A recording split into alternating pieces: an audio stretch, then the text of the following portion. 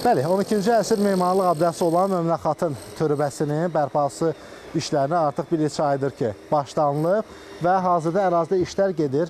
Bərpa olunmazdan əvvəl bəzi tədqiqat işləri aparılır. Hansı ki, abidə nəyə görə yana əyilir, nəyə görə nəm çəkir. Bu işlər aparıldıqdan sonra artıq abidənin bərpa və konservasiyasına başlanılacaq.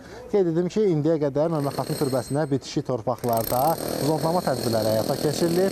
Tikilinin müəyyən qədər meyilli olması və uzun illər ərzində şaquli istiqamətdən mümkün yayınmalara dair monitorinq sənədlərinin tamamilə mövcud olmaması nəzərə alınaraq bu tədbirlər türbənin statik dayanıqlığının təmin edilməsi baxımından böyük əhəmiyyət kəsb edir. Oktyabr ayında, yəni kompleks geotexniki işlər aparılıb. Abidənin olduğu ərazidə müxtəlif dərinliklərdə quyular qazılıb, nüvələr çıxarılıb və tədqiqat analizi üçün Bakı şəhərində yerləşən laboratoriyaya göndərilib. Eyni zamanda standart penetrasiya testi sınaqları keçirilib ki, bu sınaqlar vasitəsilə torpağın sıxlığı müəyyən edilir. Abidəyə bitişik ərazinin coğrafi xüsusiyyətləri və geoloji quruluşu da diqqətlə araşdırılıb. Bu isə müəyyən elmi nəticələrin əldə edilməsinə imkan verir.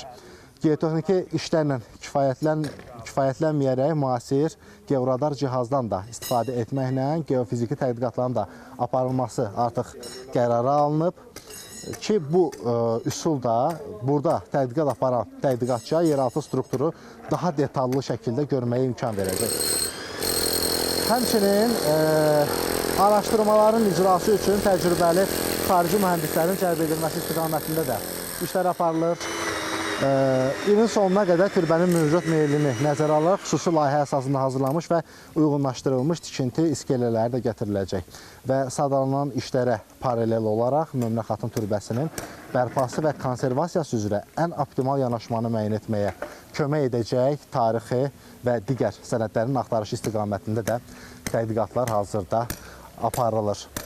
Biz isə ərazidəyik, hazırda işlər davam edir. Bizim isə çatdıracaqlarımız hələlik bunlar idi. Söz sizdədir.